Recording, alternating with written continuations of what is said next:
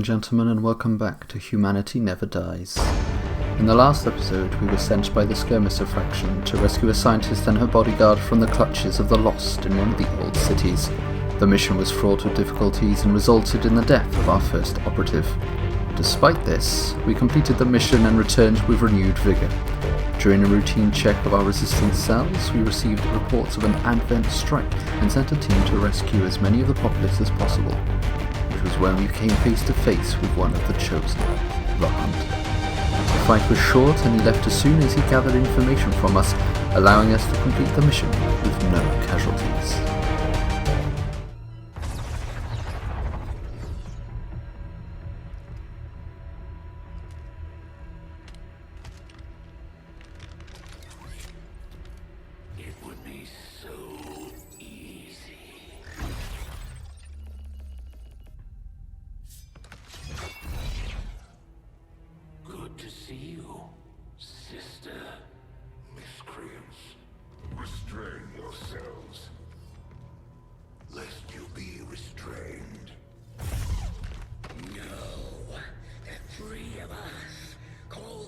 Together. Something has changed. On that, we are agreed. The battlefield has shifted. Our masters have need of us once more. Sounds to me like they're afraid. You dare defile this place with your wretched tongue? Oh, I dare.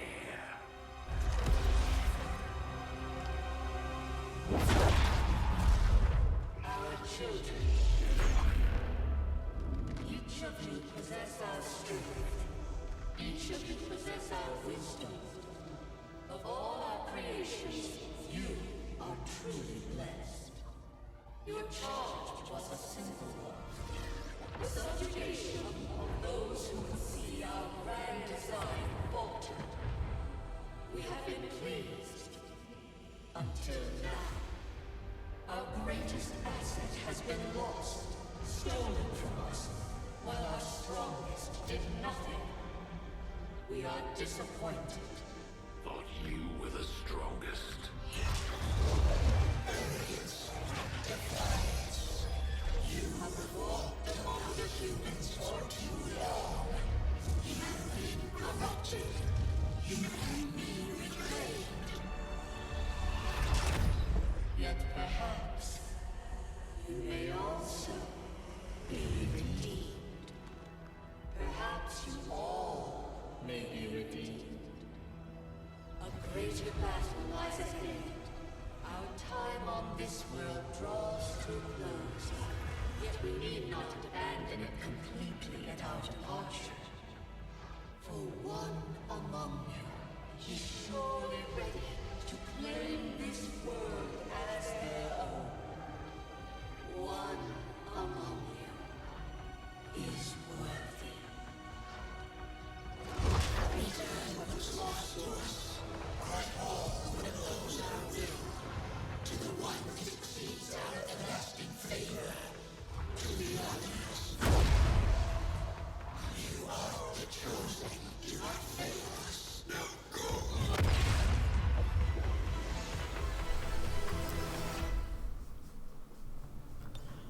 We return to the Avenger, having successfully repulsed the Advent strike against our resistance operation place, having discovered that the Hunter is around Alaska, which is fun. So what we're going to be doing now is continuing on with our day-to-day activities, waiting for research to be completed and getting ourselves some rookie supplies and other things that we're going to need to continue this. We get an incoming resistance communication, which is just our monthly report. This lets us know how much money we get, how many supplies I should say, as well as updates on the Chosen. As we can see, the Chosen managed to get itself a bunch of knowledge and a retribution. We also see ourselves the dark events that's going to happen. It's going to be for 5 weeks, so we've got a nice little time. What this also allows us, to do is to put orders on each of the factions, so we can see the skirmishers and ourselves are there, and that gives us additional bonuses. The one that I went for is +1 to shred, and we also get the first ever covert actions. These are incredibly powerful abilities that we can do, very similar to the first game in the covert operations, to try and find the exalt cells, except this one gives us bonuses to absolutely everything. In this case I'm going to go and try and find a Reaper, so I'm going to put myself with Rookie Kilby as well as Rookie Bernadotte then. Both of those are going to try and locate the Reaper faction allegedly in Australia, and that will give us a bunch of bonuses as well as a free Reaper unit, which will be very, very helpful. We finally clear that room, which allows us to build more things. So we've got a full rank of cleared rooms here, and we've got a free engineer to do something. We need to build something, and I'm debating what to build, but it's probably going to be the resistance ring, mostly because that allows us to do more with our resistance and our covert operations. I think it reduces the time covert operations occur, as well as give us bonuses in general to the resistance ring, as well as being necessary to continue the story regardless. So we get ourselves a bunch. Well, first we get magnetic weapons. Weapons are a lot like the early railgun prototypes. They fire projectiles at extremely high velocity.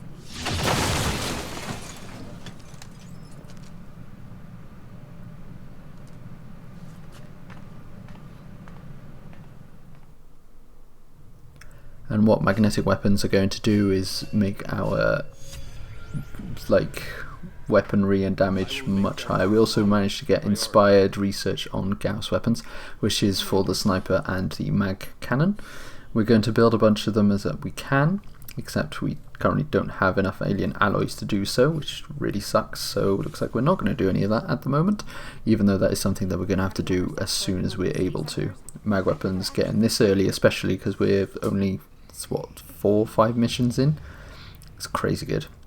Get ourselves a bunch of new rookies, as well as the game just telling us that we've got some supplies to go for.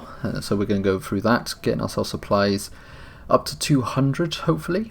Would be very helpful in managing to get those mag weapons as soon as possible, especially as we get ourselves all the alien alloys we need. We currently have 0, which kind of sucks.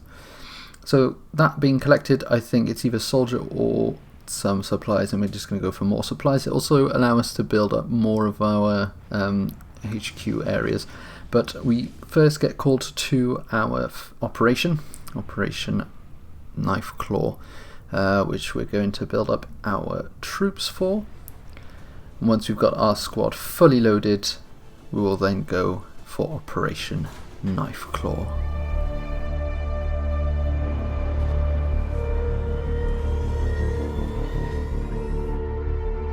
Kazakhs, can I have a word please?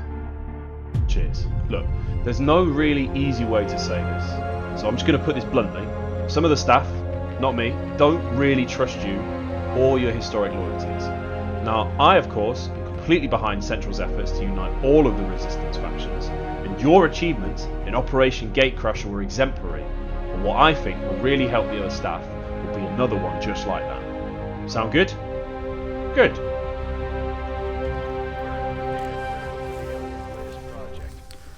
So we start Operation Knife Claw in concealment. The mission of the objective of this mission is to neutralize all enemy targets and to download a apparently tissue rejection analysis. But what that means is just go and hack this terminal to obtain this. So I've got 4 operatives. I've got White, Pryor, Schnee, and Kazakhs. And they will all move up in concealed position, which means I'm more than happy to dash them around the place so that they can all get themselves into a position to find as many of the enemies as possible and then strike at them if possible. So we go around, we see these 2 enemies, move ourselves into positions, moving Schnee much closer. You can see 2 enemies there. There's a sectoid and a trooper. I think that's a enforcer because he's got the sword. And I just move the rest of them up ahead. So Schnee is a rookie. I've got the skirmisher Kazakhs, and I've got Pryor, who is a ranger, and White the Grenadier. So I've got an okay array of people. I didn't bring in a specialist. I don't know whether or not I brought a med kit for this. I don't think I did. Stun Lancer, not an Enforcer. Either way, Kazakhs goes straight forward. I miss the Justice, which sucks because Justice is really strong. It would have been a really good way to get them up into us. Do get a nice little shotgun blast through some barrels. Does 6 damage to the Sectoid. However, Schnee does miss her strike at them. And that leaves only White, who does have a conceal available, although I do also have a flash grenade which I am going to fire off to disorientate them. That should prevent the Sectoid from doing it too much damage, as well as prevent the Stun Lancer from actually hitting when he strikes at us. I'm not 100% sure. Yeah, I don't think when a Sectoid is disorientated they can cast psychic powers, but I'm not sure. Either way, the Stun Lancer manages to miss Kazakhs, which is very convenient, and Schnee gets herself into a nice position where she can go and strike. However, she does get hit by the Overwatch and then just spots the entirety of the enemy. So that's 2 turrets, 1 priest, which is really scary, and another Advent Stun Lancer, I think that was. So not too good of a position to end up in. She's completely flanked. I need to... Basically, I'm just going to retreat her back to where she was. A very poor decision from myself, I have to say. Could have done much better.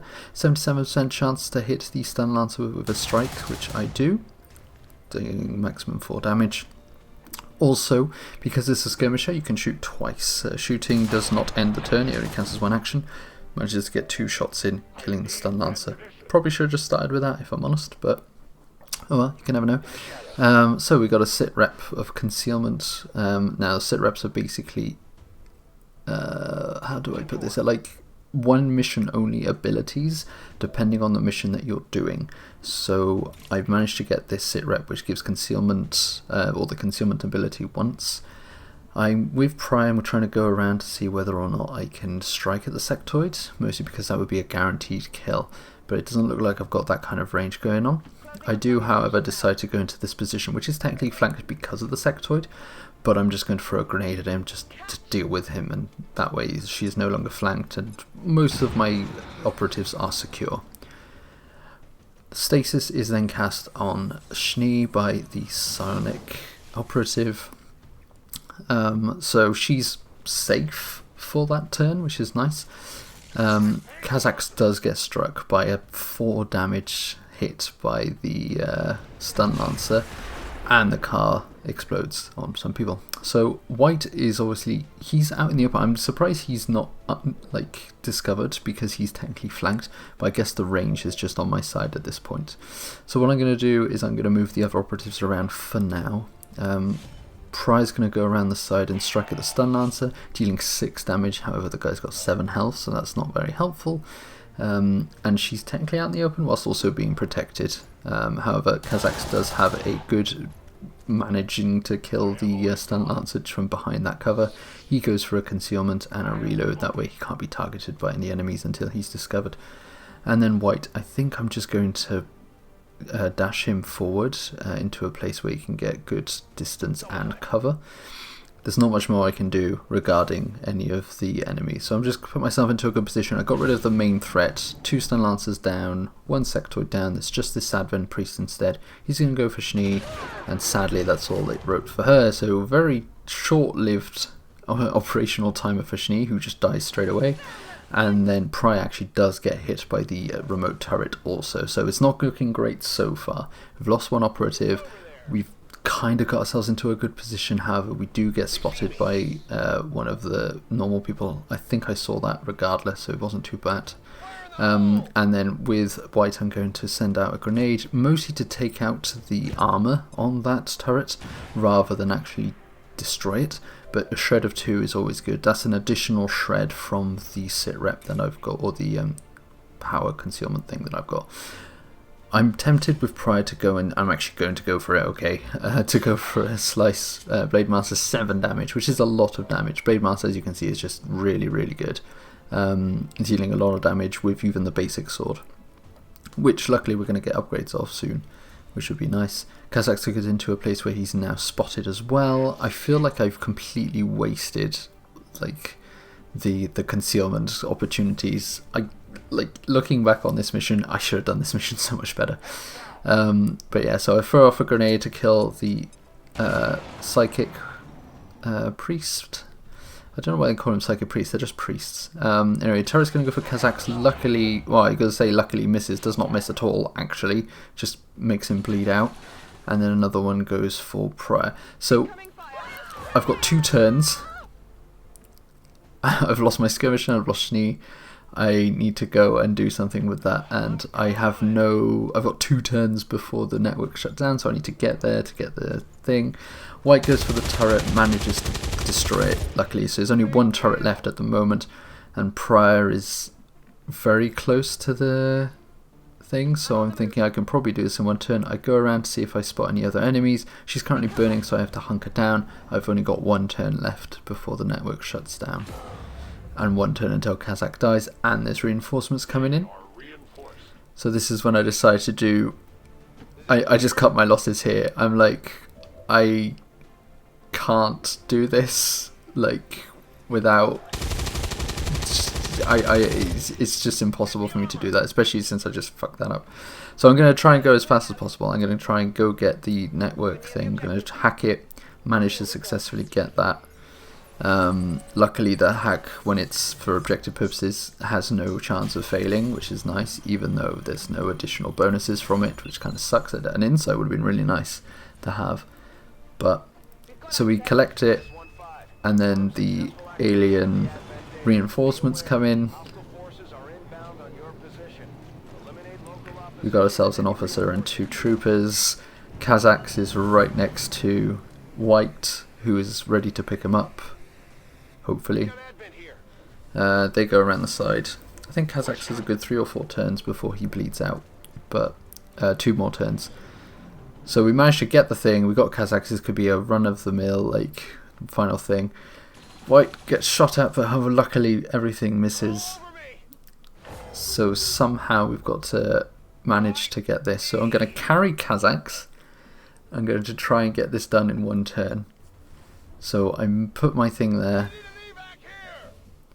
and then I rush Kazakhs out along with White, because there's no way I'm going to be able to kill all these things out. So I'm going to extract as many of the Xcom operatives as possible. Kazakhs being skirmisher, I need to keep him on board because skirmisher is a skirmisher. Very important, and also, in my opinion, the strongest of the 3. And then Prior, along with the access points data, is also going to bug out. Then I'm going to go for a free cheeky shot, and I do actually manage to kill him, which is good, and then I'm just going to get out of there. So cutting our losses quickly, but wasn't a successful mission because we didn't neutralize all the targets.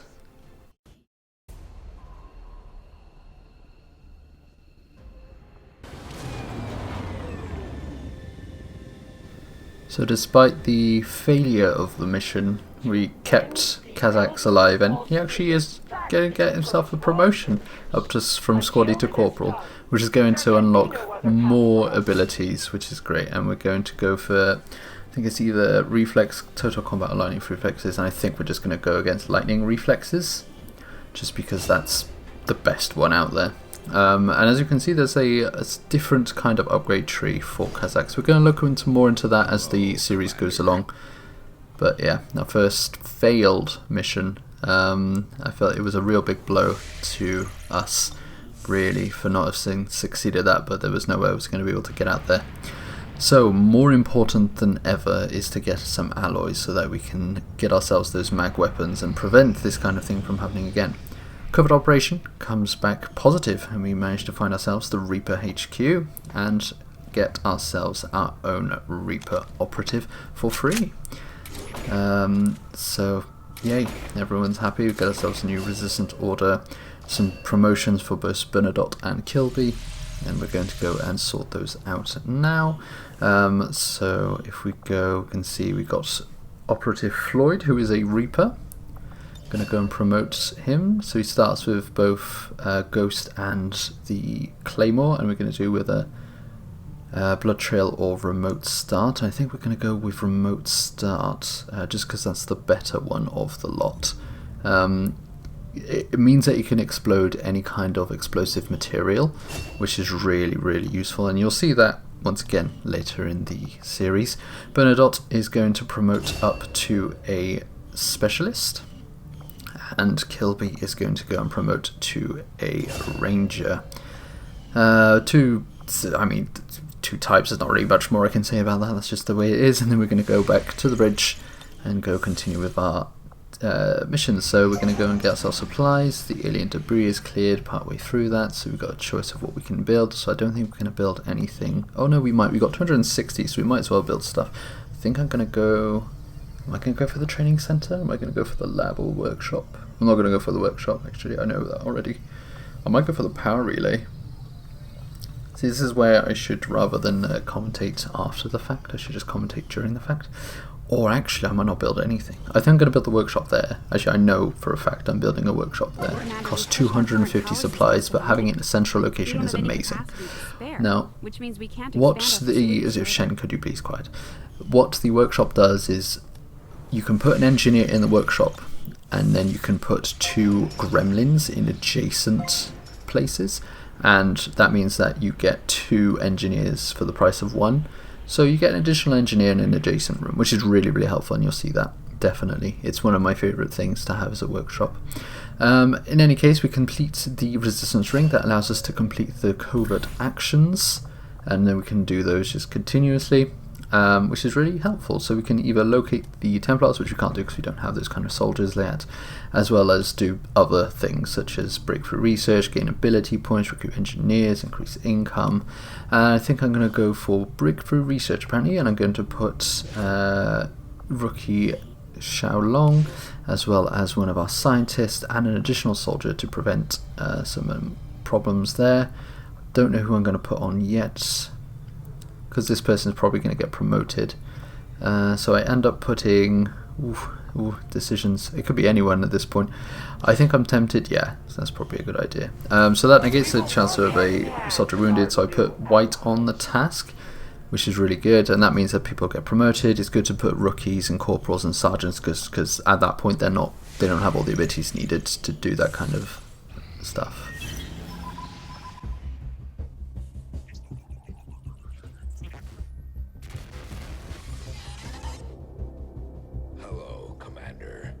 Would seem your recent activities have gotten Advent's attention. Our unwelcome guests are on the move. Advent has been diverting considerable resources and personnel to covert facilities across the globe. The exact details of these operations are highly classified. However, they do have one thing in common: a single word that appears in all their files: Avatar. I believe the black site we had previously uncovered to be but a part of this Avatar project.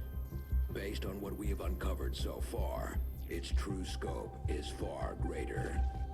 This project is being directed from the very top of Advent, from a source I am still unable to determine. All attempts to uncover its identity have met with failure. It is time to take a more direct approach.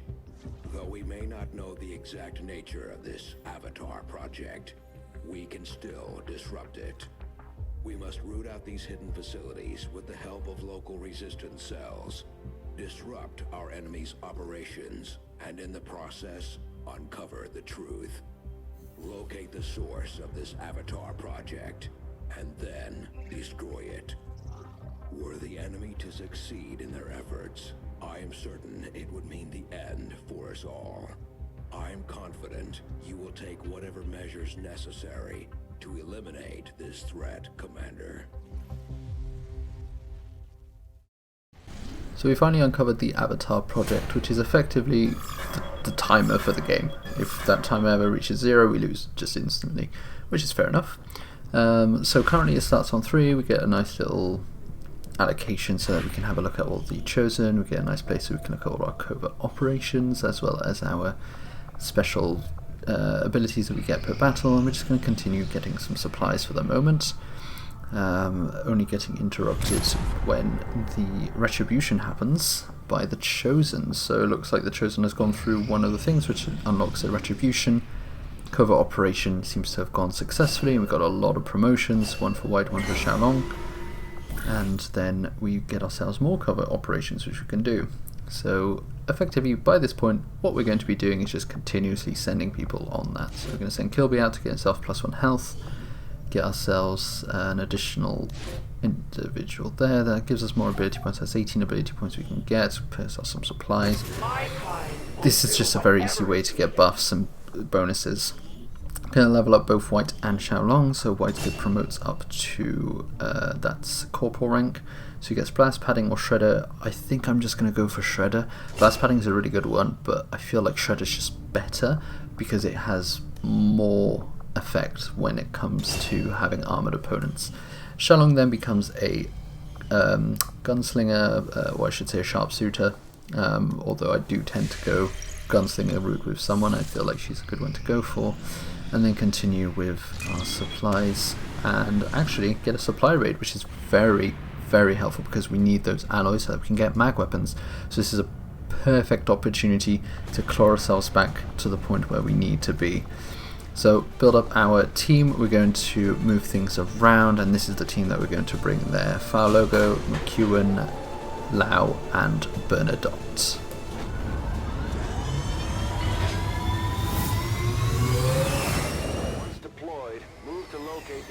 Crates and mark them with our transponders. Firebrand will be on standby to airlift the goods. So we land in our supply raid on top of a hill, which is always very convenient when you have a sniper on board, and the sniper being McEwen is also very helpful because she manages to hit 31 percenters, but hey. So we're going to start the battle and just go straight towards where we've got a little green marker. As a supply raid, effectively the aim of the mission is not only to neutralize all enemy targets, but also to collect as much supply as possible. And you'll see there are little crates that you need to stand next to, and once you stand next to them, you have the ability to mark them for the Sky Ranger and they get transported up. They carry things like supplies, alloys, crystals, all the good stuff. So we're going to lay ahead around. We're going to instantly see two new enemies we've not seen before. One being a Viper, the other one being a Flame Trooper. I think they have a different name, but either way, those are very scary opponents if they're not killed quickly. The Fire Trooper is actually probably the least scary of all the opponents. It's, in my opinion, weaker than the Troopers. It's really not that great in this game. The Viper, however, very scary opponents, can bind, can spit acid, lots of not cool stuff. Used to be the Thin Men, which is fun, but either way, we're going to move up very close to there. As you can see, there's a target box over there. What we're going to do is we're going to keep McEwen up on top. She gets a significant bonus for being up on higher ground compared to the enemies, so we're going to keep her as high up as possible while we do that. The duo continue to move out into the open, which is not great for them, as we get ourselves into a nice position where we can go and ambush them. We do, however, first are going to go towards this box that allows us to get ourselves our first supply. What I didn't realise is that that actually reveals us, the operatives, so that sucks, which means I don't get my initial shots, which I was hoping on them. It's really annoying, but hey, that's just the way that the cookie crumbles. I guess I know for next time. Making a lot of silly mistakes quite early on in this campaign so far. So we're going to start with a sniper rifle shot on the Viper from McEwen, who's just going to fire, and sadly the Viper, with a high dodge percentage, does manage to dodge. The shot does take 2 hit damage though, which is better than not taking any damage, I guess, but yeah, very frustrating. So what we're going to do is we're going to do a disorientation with a flashbang grenade. Once again, I find that disorientation is just really, really good debuff to get, especially early on. It's better obviously when you get multiple opponents attacked, but at this point there's not really much that we can do. So what I'm going to do is I'm going to get myself very close in between both of those so that I can get a flanking shot on the Viper. Does manage to get critical from the flank, which is great because that means that we've managed to take him out whilst also getting rid of one of the enemies. We managed to get one of the recovery of that. We can see there are several more boxes. So what happens effectively is that boxes do become marked for Advent to take back control, which is exactly what happens in this case over there. Shot from McEwen does 5 damage on the Flame Trooper. and then what Bernadotte is going to do is that she's going to go around the side. Probably risky because I could have uncovered more enemies, but I do manage to shoot him. Now, one of the things that's annoying about those opponents is that if you kill them, there's a chance that they explode depending on the weapon that you use against them. I think that the conventional rifles have the lowest chance, but obviously as we move on to mag weapons and laser weapons and all that stuff, it's going to get worse. So we can see that the Advent ships are going to take the supply, so they just go down, take the supply crates. So it's these missions are great because it's not really a race against time. On one end it kind of is, because you're trying to get as many supplies as possible just because it's a supply raid. On the other end, it doesn't really matter if you don't get any, because you get to kill as many of the enemies as possible. When you do so, you get the bodies, you get all that stuff anyway. Do manage to find a trio of Advent led by an officer. So we've got a stun trooper, a fire trooper, and a officer. So what we're going to do is we're going to move up and we're going to try and strike them. So Lau is going to go around. She does have a flanking shot on the fire trooper, as well as the potential to shoot the giant fire flame canister thing. But what I'm going to do instead is I'm going to try and take out as much cover as possible from the enemy. I don't know whether or not I'm going for these two or I'm going to go for the officer and the other trooper. I think that's what I'm going to go for in the end. Either way, the officer needs to be targeted because he's the most dangerous of the three by far. The marking ability is just significantly bad. For us anyway, it's a really good ability, but just not for us. We don't want that kind of thing to happen. We're going to get Bernadotte to go around the side. She's going to get a nice little position where she can potentially shoot and flank. And what we've got a friendly fire miss thing, mostly because there is a friendly, what are they called? There is a civilian on board over there, that's what I'm looking for. McEwen, even though she's in a very high elevated position, it's too far away for a shot that I want to take, so I'm going to dash her forward. Whilst I was discussing how to find the word civilian, Bernadotte does manage to kill off the stun trooper with a nice little shot through the cover, and a grenade from Fire Logo does manage to take the officer down to 1 hit point. He does still mark and fire at Lau and luckily misses despite the fact that she's marked. Do have a fire trooper now in. He's going to go and do his fire. Now this is why the fire trooper kind of sucks. Like, it does a lot of environmental damage, but it doesn't actually do any actual damage, so you can pretty much all the time just get out of there and not really get concerned. So right now she just walks around the fire and doesn't take any damage whatsoever. Gonna fire the purifier. That's what they are. They're not fire troopers, they're purifiers. Managing to miss that. Wasn't really expecting that to hit. McEwen's going to continue her dash into the battle. Does get herself behind some hard cover, which is always good. Got a 48% chance to hit the purifier. Does manage to shoot him, and he explodes, destroying absolutely everything, which is not great. Bernadotte, in that meantime, does manage to mark the first supply. She's going to go then and mark the second, because it doesn't cost any actions to do that, which is one of the best things about these missions. And I feel like that's just a better way. It frustrates me that depending on what the action is, sometimes it costs an action and sometimes it doesn't. Most of the time these green actions that you can do on environmental objects don't cost an action, which is really nice. Fire Logo is then going to go forward and grab a scope, which was dropped by the stun trooper. Not entirely sure why the stun trooper actually had a scope on them, but never mind. I'm then going to move the camera around to try and see if I can find any more crates. I do discover one over there. So in fact, there's possibly two. I'm just going to go... I don't know if that one there is one. The one to the bottom of the screen. I don't think it is. But that one definitely is. And so we're going to mark that. And there's also one to the side over there. Bernadotte's going to move forward into better cover and go into Overwatch. McEwen's going to move up as well into hard cover and also go into pistol Overwatch, I think. Oh no, she's going to reload. That's fair enough. That's probably a good thing to do.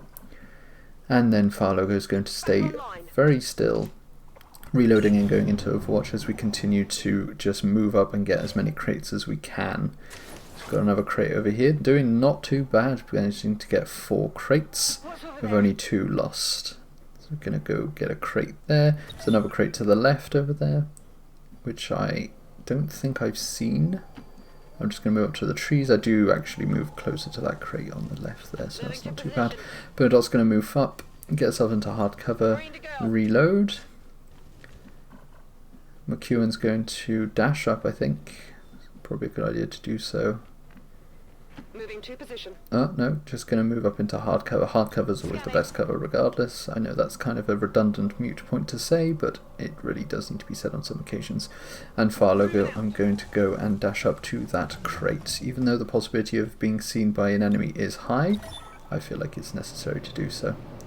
So far this mission going much better than the last one, that's for sure. Managing to recover, I think we just recovered another crate. We do see another Viper along with a Purifier and a regular Trooper. They're going to walk into the facility, get ourselves a supply crate here as well, 2 supply crates. So I think that puts us on 7, oh okay, it puts us on 6 and only 2 left with 3 lost to the Advent. Farlogo is going to go through. She has a terrible chance, and I mean an absolute terrible chance of hitting anyone. So, looks like there's a crate there, which I've just seen.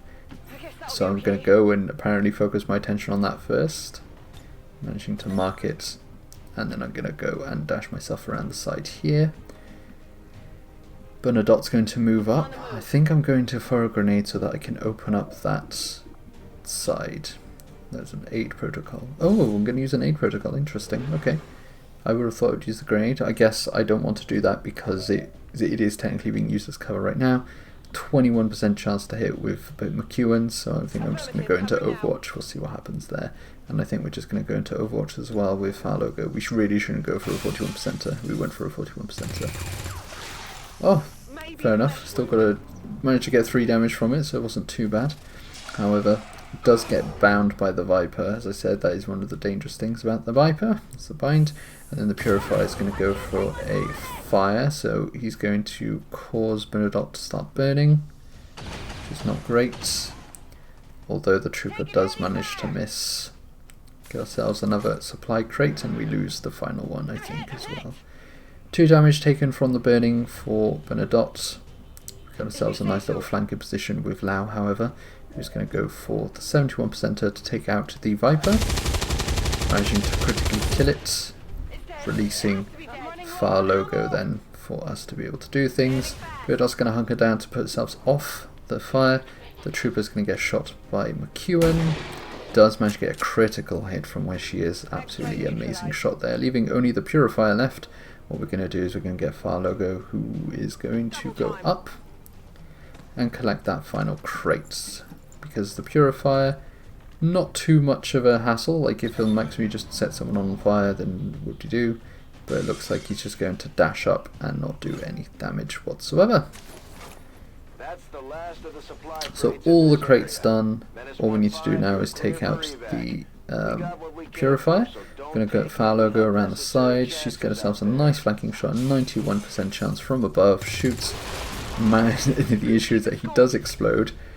Don't think he took any damage on Lau, but oh well. So a successful mission. We return to the Avenger with no casualties, a lot of supplies. This is going to be absolutely wonderful for us, with everyone getting a promotion, which is fantastic. So all of them, we got ourselves a set of 4 corporals now. We have far logo, who's going to go for the medical protocol, which we very much need. McEwen is going to go for the long watch. Gives a squad sight on Overwatch. Lau's going to go for Shredder. And finally, Bernadotte's going to go for the medical protocol as well, I think. Do I go for combat? I go for combat. Interesting. Okay. Okay. And we do have a lot of other stuff, so we look at all that. Lots of supplies, lots of alien alloys, helium crystals, scopes, artifacts, getting ourselves nice little corpses everywhere. Absolutely fantastic, and we have a bond that we're going to form between McEwen and Lau, which is fantastic.